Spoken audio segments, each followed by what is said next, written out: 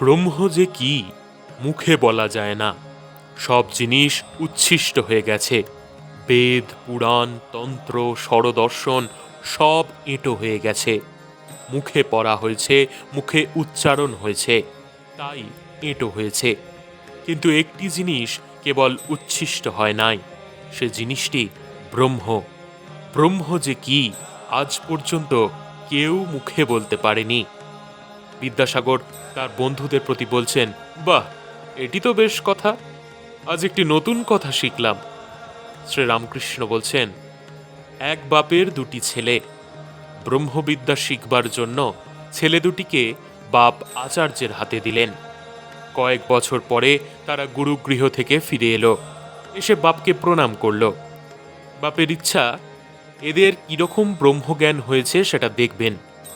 বড় ছেলেকে জিজ্ঞাসা করলেন, বাপ, তুমি তো সব পড়েছ, ব্রহ্ম কিরূপ বলো দেখি। বড় ছেলেটি বেদ থেকে নানা শ্লোক বলে বলে ব্রহ্মের স্বরূপ বোঝাতে লাগল। বাপ চুপ করে রইলেন।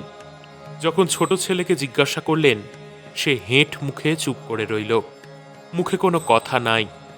বাপ তখন প্রসন্ন হয়ে ছোট ছেলেকে বললেন, বাপু, তুমি একটু বুঝেছ, ব্রহ্ম যে কি মুখে বলা যায় না। মানুষ মনে করে আমরা তাকে জেনে ফেলেছি। একটা পিঁপড়ে চিনির পাহাড়ে গেছিল, এক দানা খেয়ে পেট ভরে গেল, আরেক দানা মুখে করে বাসায় যেতে লাগলো। যাবার সময় ভাবছে, এবার এসে সব পাহাড়টি নিয়ে যাব। ক্ষুদ্র জীবেরা এই সব মনে করে, জানে না ব্রহ্ম বাক্য মনের অতীত। যে যতই বড় হোক না কেন, তাকে কি জানবে। সুখ দেবাদি না হয় ডেঁও পিঁপড়ে, চিনির ৮-১০টা দানা না হয় মুখে করুক, তবে বেদে পুরাণে যা বলেছে তা কিরকম বলা জানো? একজন সাগর দেখে এলে কেউ যদি জিজ্ঞাসা করে, কেমন দেখলে, সে লোক মুখ হাঁ করে বলে, ওহ, কি দেখলুম, কি হিল্লোল, কি কল্লোল।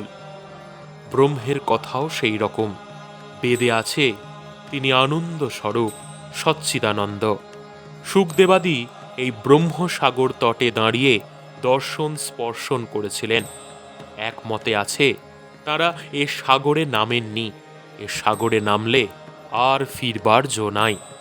সমাধিস্থ হলে ব্রহ্মজ্ঞান হয়, ব্রহ্ম দর্শন হয়। সে অবস্থায় বিচার একেবারে বন্ধ হয়ে যায়, মানুষ চুপ হয়ে যায়। ব্রহ্ম কি বস্তু মুখে বলবার শক্তি থাকে না। নুনের পুতুল সমুদ্র মাপতে গেছিল, সবাই হাসছে শুনে। কত গভীর জল তাই খবর দেবে, খবর দেওয়া আর হলো না। যেই নামা অমনি গলে যাওয়া, কে আর খবর দেবে। একজন প্রশ্ন করলেন, সমাধিস্থ ব্যক্তি যাহার ব্রহ্মজ্ঞান হয়েছে, তিনি কি আর কথা কন না? ঠাকুর বিদ্যাসাগর এবং অন্যান্যদের প্রতি বলছেন, শঙ্করাচার্য লোকশিক্ষার জন্য বিদ্যার আমি রেখেছিলেন। ব্রহ্ম দর্শন হলে মানুষ চুপ হয়ে যায়। যতক্ষণ দর্শন না হয় ততক্ষণই বিচার। ঘি কাঁচা যতক্ষণ থাকে ততক্ষণই কলকলানি। পাকা ঘির কোনো শব্দ থাকে না।